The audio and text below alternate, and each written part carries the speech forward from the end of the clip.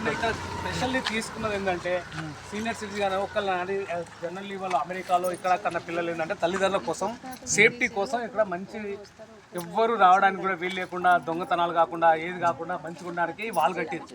ఈ వాళ్ళతో కట్టేమో ఈ మల్రెడ్డి సార్ ఏదో తీసుకోపోతారని కాదు ఇదంతా వాళ్ళ సార్థకం. ఎందుకంటే వాళ్ళు ఇక్కడ వచ్చి వాళ్ళేమో అమెరికాలో ఉన్నారు చాలా మంది కొన్న వాళ్ళ ప్లాట్లు వీళ్ళు ఆక్యుపై చేసి మళ్ళీ అమ్ముకుందామని ఆ విధంగా ఆలోచించుకొని ఇదంతా స్వార్థంతో చూసిందంటే దీని వెనుక కూడా పెద్ద పొలిటికల్ అజున్నట్టు. మెయిన్ యాక్చువల్ కావాల్సింది ఏంటంటే పొలిటికల్ వాళ్ళే చేసింది అంతా కన్సర్న్. ఇలాంటి ఎన్నో ఉన్నాయి మళ్ళీ హైదరాబాద్ చాలా ఉన్నాయి. పోనీ ఉప్పల దగ్గర ఎంత కాకపోయి మొత్తం చెరువులు అవన్నీ వాటిని కూలగొట్ట అంటే హైదరాబాద్ మహానగరంలో చాలా వరకు కూడా ఆక్యుపై జరిగినాయి చాలా ఉన్నాయి. ఇది అంటే ప్రైవేట్ ల్యాండ్. నేను తొలి మీద చూపిస్తున్నాడు కదా అది ఎక్కడ పెద్ద గచ్చిబౌల్ దగ్గర అది ఎంత పెద్ద వాళ్ళ పక్కనే మొత్తం ల్యాండ్ ఆక్యుపై చేసి కట్టారు. పెద్ద అమ్మాయి వాళ్ళు వీళ్ళు వాళ్ళు ఎందుకో గొలుతారు వాళ్ళని కూడా గుల్చాలి కదా. ఇక్కడ అనవసరంగా ఇక్కడ ఏం లేని దాన్ని కొంతమంది స్వార్థం కోసం చేసింది అంతే.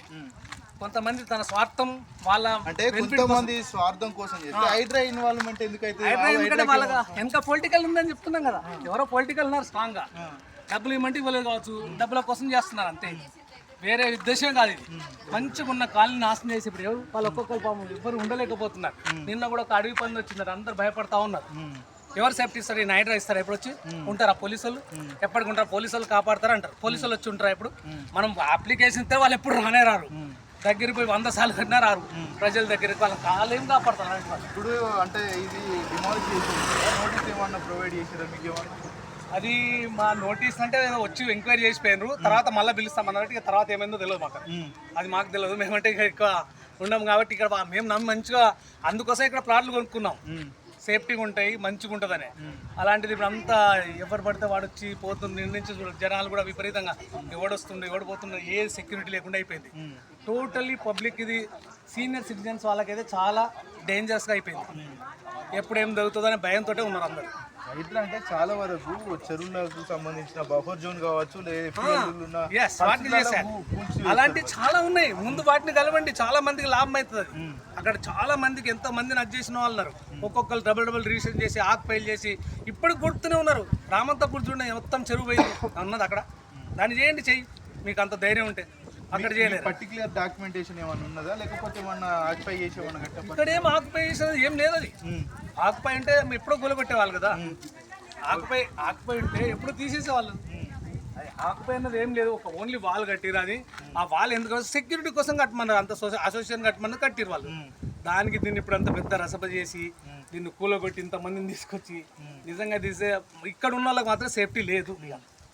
ఇప్పుడంతా వాళ్ళందరూ ఒక్కళ్ళు చక్కగా నిద్రపోతలేరు పాపం మొత్తం కాలనీలో. అంటే ఈ కమ్యూనిటీలో ఎన్ని ఇండ్లు ఉండొచ్చు మొత్తం మీద? దాదాపు ఇప్పటికైతే 150 ఇండ్లు 100 ఇండ్ల వరకు ఉంటాయి. ఇక 100 మంది కూడా అంటే 100 ఇండ్ల వరకు కూడా పూర్తి మొత్తంలో భయపడిపోయింది మొత్తం.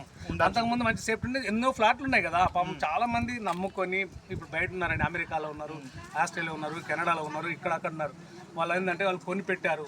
వాళ్ళకు కూడా ఇప్పుడు రేపు వీళ్ళంతా బ్రోకర్స్ వీళ్ళకి అదానికోసం చూస్తున్నారు. ఇక్కడ మెయిన్ ఏంటంటే brokers they want to occupy మా డబుల్ రిజిస్ట్రేషన్ చేసి దొంగ సర్టిఫికేట్ పుట్టించి చేయదు సార్. ఇప్పుడు ఏంటంటే ఇప్పుడు నోబడీ కెన్ ఆస్ ఎవడు వచ్చినా హైదరాబాద్ ని మహానగరంగా విశ్వనగరంగా కానీ రేవంత్ రెడ్డి అక్కడ చెప్తున్నాడు.